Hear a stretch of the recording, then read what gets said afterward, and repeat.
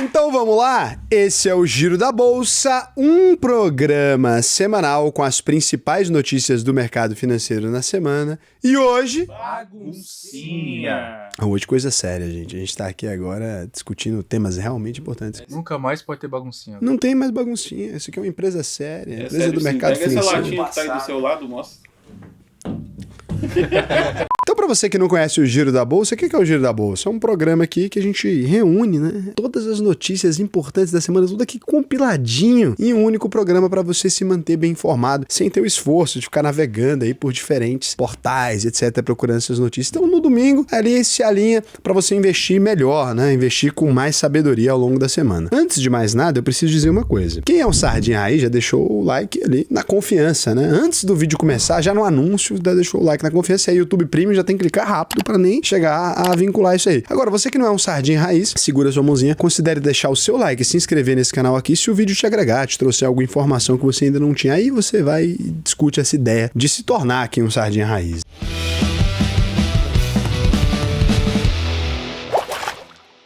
Então, antes de mais nada, a gente vai começar aqui com um resumão. A gente teve aí mais uma super quarta nessa semana com decisão de juros no Brasil e nos Estados Unidos. E hoje também vamos detalhar aí os resultados trimestrais e algumas notícias importantes de Itaúsa, Semig, Magazine Luiza, Cogna, Vamos, Braskem, Embraer, Petrobras, Vivara. O CEO acabou vendo mesmo, né? Viu? E além da americana Nvidia, que está preparando mais uma novidade para o mercado aí de computação quântica. Lá vem essas histórias. Mas antes de falar das empresas, a gente vai ver o que aconteceu na semana fora da Bolsa. E não é pouca coisa, não. Na quarta-feira, o Copom, o Comitê de Política Monetária do Banco Central, fez mais um corte de 0,5 ponto percentual na taxa básica de juros, como já era esperado por todo mundo. A Selic caiu de 11,25% para 10,75% ao ano, mostrando que a inflação está mais controlada no Brasil. Hoje o IPCA está aí em 4,50% ao ano. Tem vídeo no canal sobre a queda da Selic e como isso influencia a renda fixa. O Banco Central vinha dando sinais aí de que ele vai continuar cortando a Selic em 0,5 ponto, que faria a taxa fechar o ano em 9%. Mas no comunicado de quarta, o Copom assustou o mercado ao dizer que pode interromper esse ciclo de queda por causa das incertezas com o cenário macroeconômico.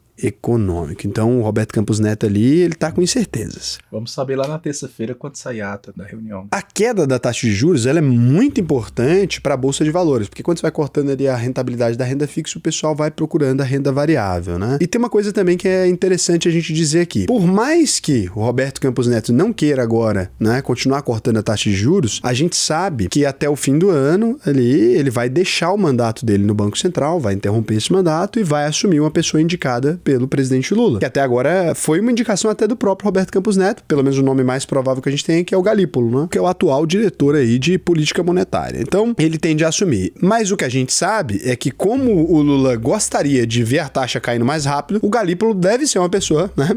Pelo menos estima-se que ele deve ser uma pessoa interessada em cortar essa taxa. Lembrando que agora a gente tem um Banco Central independente no Brasil. Então pode ser que o Galípolo, depois de eleito, não queira fazer aquilo que, teoricamente, o governo espera que ele faça, né? Porque ele vai ter uma segurança do mandato dele ali até o final. Então, agora a brincadeira ficou um pouquinho mais complicada para o governo. Pode ser até que ele nem assuma, né? A gente tem uma novidadezinha aí. Pode ser também. E a gente fez um vídeo falando sobre isso aqui. Pode ser que eles botem o Ciro Gomes. A política brasileira é complicada. Você viu o canal do Ciro Gomes? Ele tá com um canal legal. Mete a lenha no Lula, mete a lenha no Paulo Guedes, mete a lenha em todo mundo. Como youtuber, não é uma piada. Tá parecendo que eu tô sendo irônico, mas eu não estou sendo irônico. Como youtuber, o Ciro Gomes é maravilhoso, cara. Porque ele não tem aquelas opiniões do jeito que ele tinha antes quando ele tava fazendo campanha. Então tá bacana o canal do YouTube do Ciro Gomes, tá falando sobre coisas importantes. Eu tenho usado ali pra ver as notícias, né? Com um viés um pouco mais de esquerda, porque eu sei que ele tem, então eu vou ali, dou uma lida e tal, vou pegar a opinião sempre da galera de esquerda pra não ficar muito enviesado dentro daquilo que eu já acredito, né? Então a gente pega ali a opinião do Ciro Gomes, cara, tá bacana o canalzinho do Ciro Gomes. Ele não me pagou nada pra falar isso, não. Nem dinheiro pra isso tem. Ciro Gomes é mais quebrado que eu. Nos Estados Unidos, o Banco Central manteve os juros no mesmo patamar pela quinta vez seguida, o que impulsionou as bolsas em todo o mundo. Os juros continuam na faixa entre 5,25% e 5,50% ao ano, mas dessa vez o Comitê de Política Monetária do Fed disse que pretende fazer 3 cortes na taxa ainda esse ano. Por lá, mudou a perspectiva, né? E isso fez as bolsas americanas baterem um novo recorde histórico, não que tivesse precisando. Voltando ao Brasil, a equipe econômica disse na sexta-feira que projeta para esse ano um déficit de 9,3 bilhões de reais nas contas públicas. Para o ministro da Fazenda, o Fernando Haddad. O Haddad. Que isso, tá voltando em imposto, tá voltando tributação. Ficar fazendo piada com ele nesse momento, a gente tem aqui. Não não é piada, é o nome dele. Ué. Pelo amor de Deus, a gente tá fundando um banco, não dá mais pra ficar comprando essas confusão não, Ricardo. O Fernando Haddad... Ok, que nunca foi Andrade. Nunca teve isso. Ministro da Fazenda. A gente ajudou muito ele, porque ninguém conhecia o Fernando Haddad no mercado financeiro, que é o maior canal de notícias de Bolsa de Valores. Todo domingo o maior programa. Ele tem destaque aqui toda semana e nunca mandou um chocolatinho pra gente nem nada. Corte de orçamento no Ministério da Fazenda tá complicado, porque... Seria legal se ele mandasse lá embaixo no bilhetinho, com amor, Andrade. Andrade. Você que é da assessoria do Andrade, Haddad...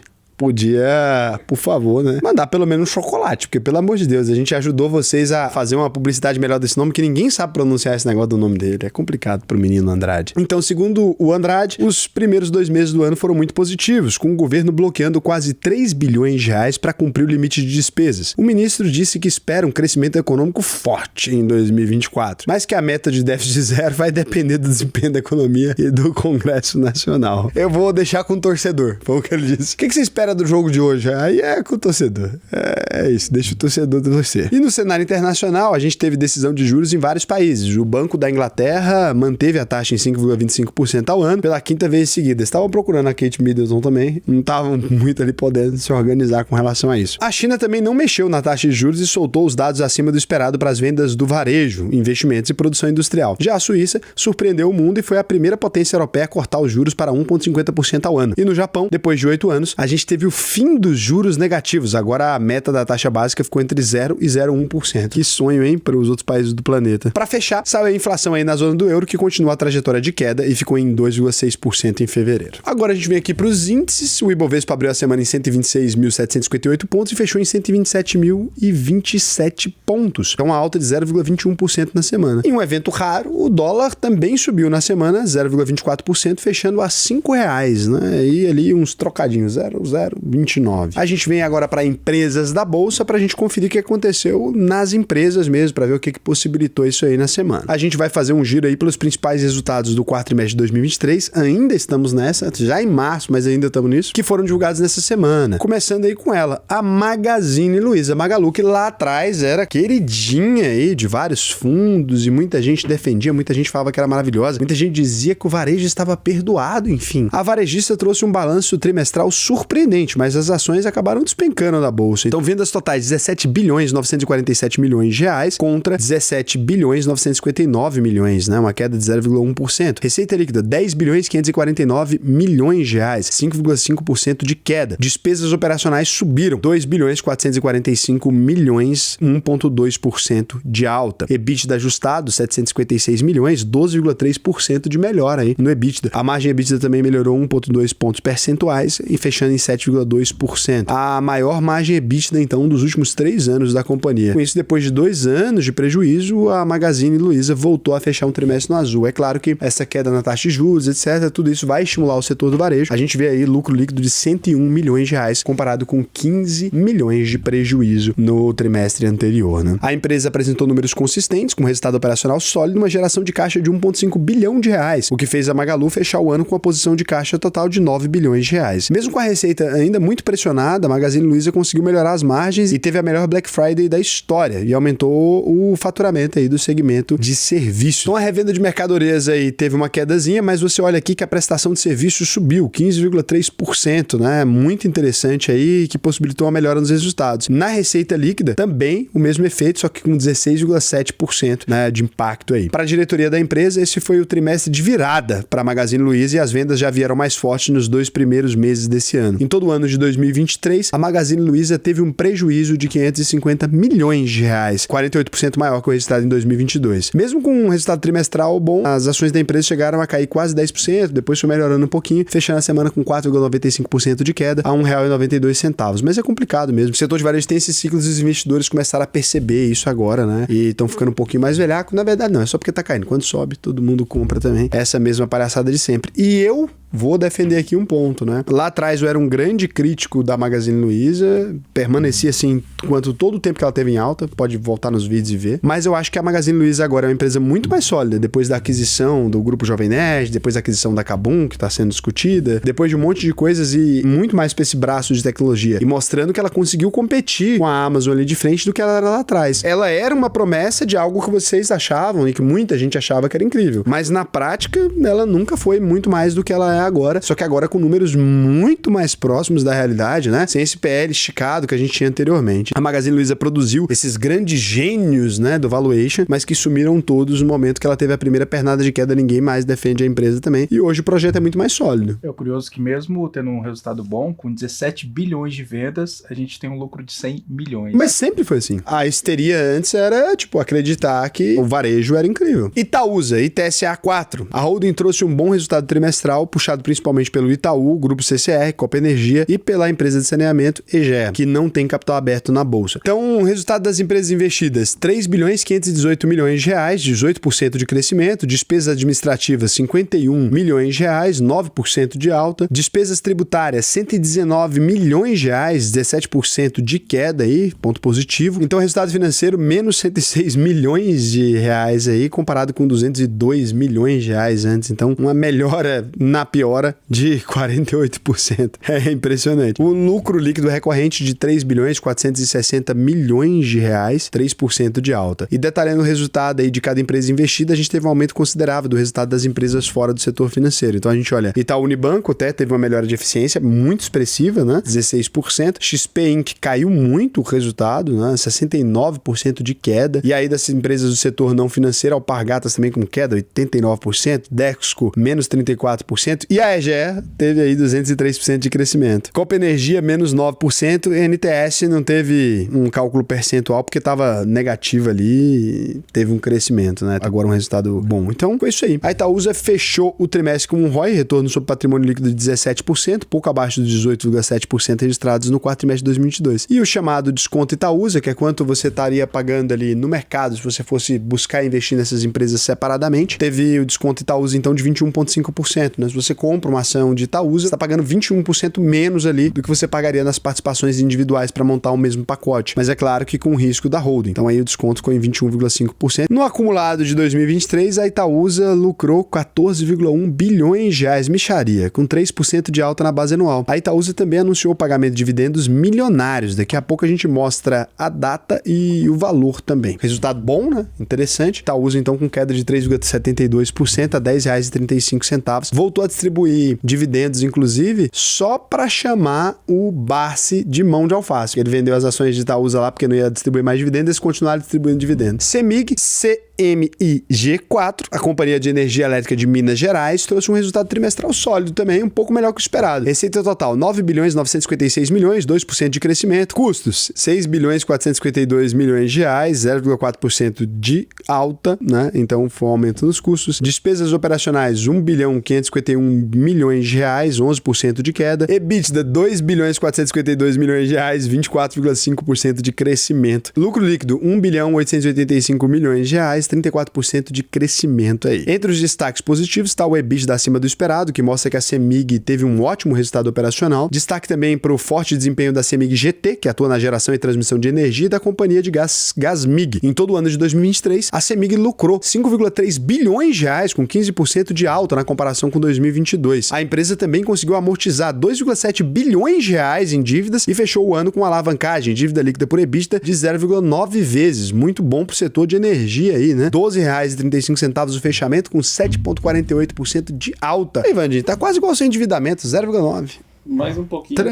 Tranquilo. Se você quiser aprender a fazer uma carteira de investimentos realmente sólida, né, para os próximos anos, o que eu vou te aconselhar, não um conselho meu, é que você acesse agora alvp.com.br, clica aqui no botão, faça a sua análise de perfil, vem aqui, me responde como é que tá a sua vida financeira. Depois que você preencher esse questionário, a gente vai te chamar no WhatsApp para aprofundar um pouco essa conversa, para você poder aprender na maior escola de investimentos do Brasil. Então você vai receber um treinamento. Raul, eu já invisto muito mais dinheiro, já sou rico ali, tô investindo uma grana legal. Avisa no WhatsApp, pô, sou rico, porque a gente, além do treinamento, também vai te encaminhar para um consultor ali para dar uma olhada no seu patrimônio, ver se tem algum imposto que você pode economizar, uma holding patrimonial lá fora, alguma coisa que você poderia fazer para melhorar a qualidade e a rentabilidade dos seus ativos. Então a gente é especialista nisso, tá? Então se você chegou até aqui e quiser ir lá, vai ser um prazer te ensinar, tem turma começando por agora. Antes da gente ir para as rapidinhas, me pediram aqui, o pessoal aqui da firma mandou um comunicado aqui, falou, ó, para você que é aluno da UVP e que assina a UVP para sempre, você tem uma ferramenta liberada para você declarar o seu imposto de renda gratuitamente. Então tá lá liberada para você. Para você que não é aluno da UVP, mas tem que declarar seu imposto de renda porque investiu no ano, também deram uma notícia para você aí. Vai pagar. Tem que ir lá assinar a ferramenta da UVP de imposto de renda. A gente criou uma ferramentazinha que já liga com a B3, já puxa seus investimentos ali. Os investimentos internacionais você vai ter que fazer o lançamento, mas é coisa simples. E a gente colocou umas aulinhas lá também de como é que você faz isso. Eu vou deixar o link aqui para você da ferramenta do IR. Você pode assinar. A gente vai ter ainda algumas aulas ali, algumas coisas que a gente vai liberar de como que usa essa ferramenta da melhor forma. Mas é isso. Ah, Raul, então todo mundo que é UVP para sempre já tá com a ferramenta. E quem é inscrito do canal aqui pode assinar a ferramenta tranquilamente, tá bom? Raul, eu sou aluno da UVP, mas não sou UVP para sempre. É só assinar lá que você já tem acesso à ferramenta gratuitamente, né? E agora a gente vem aqui para as rapidinhas. A rapidinha que é uma notícia rápida. É basicamente isso. Não é bem assim. É isso. Não é bem assim. É isso. Aqui Não, agora... Você tá quebrando todos os padrões hoje? Não é questão de padrão, não. Não é questão de padrão, não. Gente, a gente tá no processo aqui de fazer um banco, coisa séria. Vocês têm que compreender que agora a gente tá em outro momento. A rapidinha não cabe mais nesse programa. Já tinha uma proibição de ter mulher dentro do estúdio, vocês colocaram. Já tem coisas aqui que tá quebrando já o padrão. Eu só queria dizer uma coisa. Uma rapidinha é aquela coisa que você só deve fazer se for a sua namorada, a sua esposa, alguma coisa assim. Se for a primeira vez, você não deve fazer. Se for sua esposa, gostei. Esse é o gancho. Rapidinha, uma coisa que você faz com a sua esposa, que é o quê? A esposa do amigo. E no supermercado...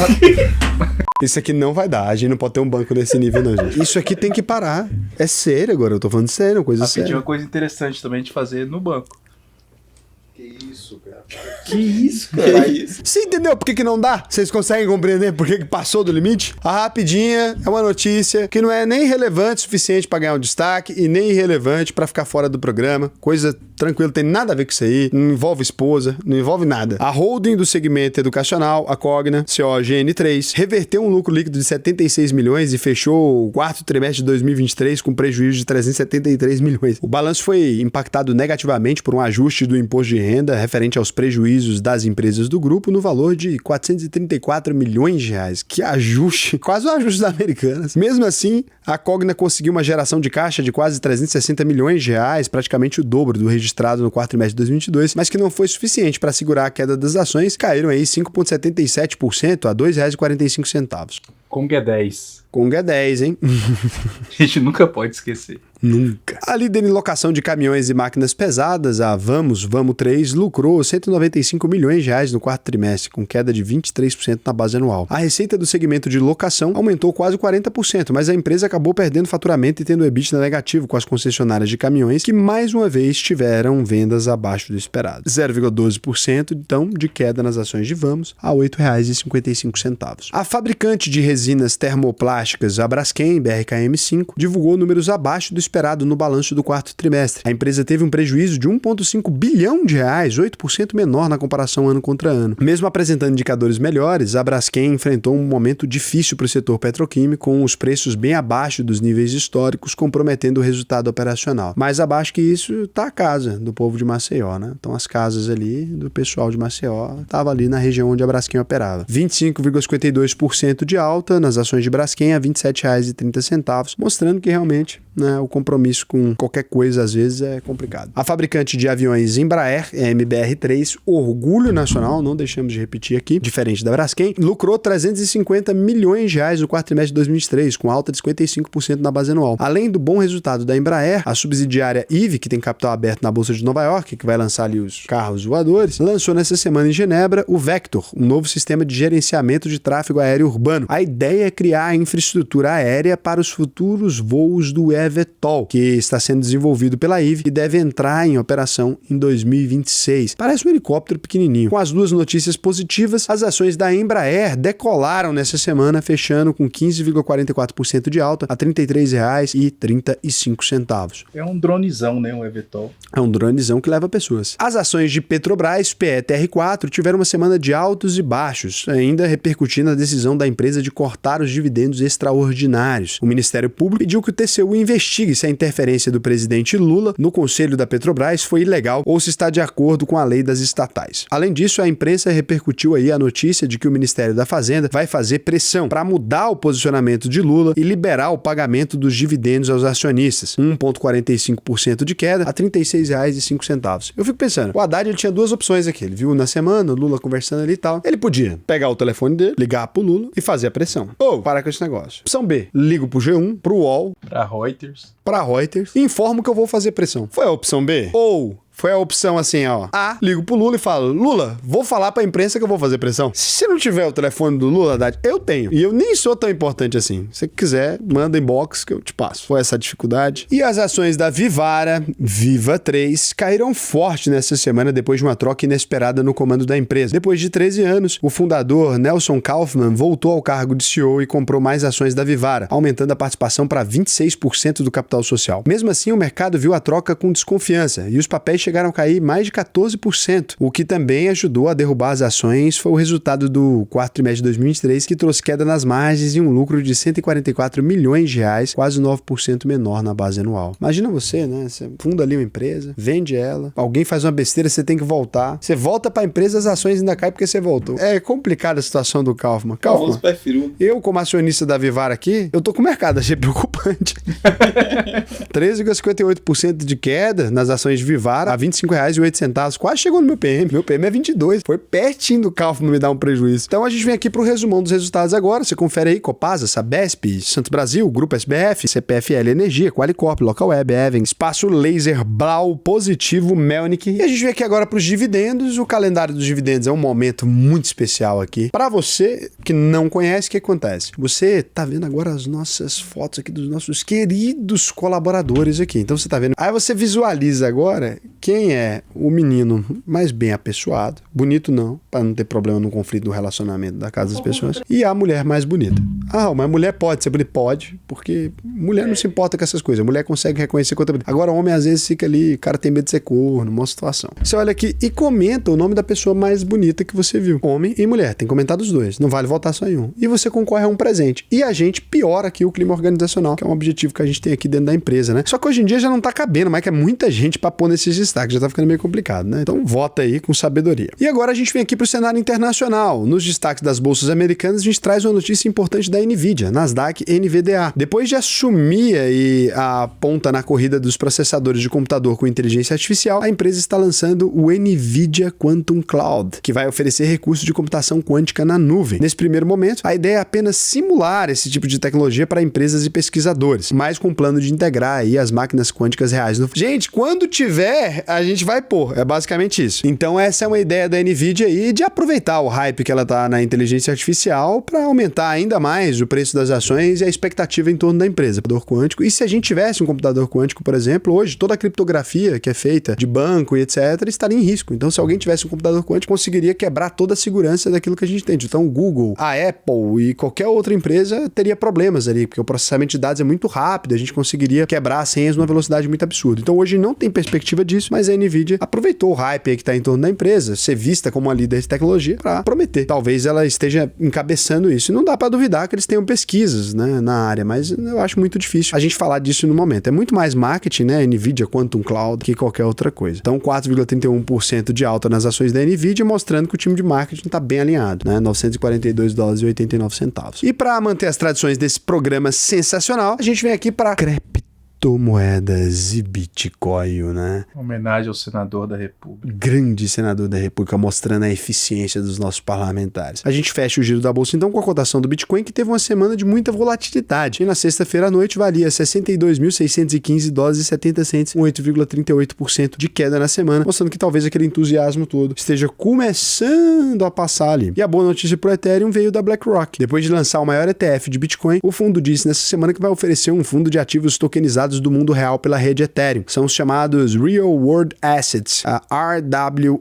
A revolução está começando de verdade com o Smart Contracts, adeus cartórios aí, a gente já tem vídeo falando sobre isso, do Drex, que a gente explica muito o que está rolando, e o novo investimento vai ser oferecido para investidores institucionais aí com aporte mínimo de $100 mil.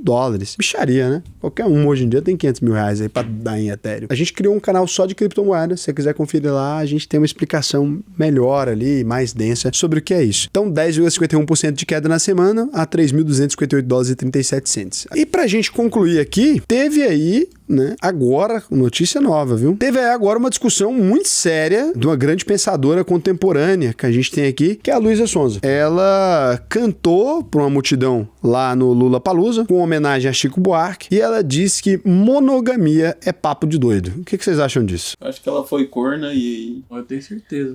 Não, foi corno, ninguém sabe disso, que ninguém viu. Você tava lá pra ver o Chico Moedas? Não, eu não vi. Mas isso aí que diz que me diz, quem concorda que o Vandinho tava pegando alguém atrás aqui antes de entrar no negócio? Concordo. Então pronto, Eu tava vi. atrás. Eu não vi, mas uma grande fonte muito confiável falou que viu. E quem concorda que o Vandinho é casado?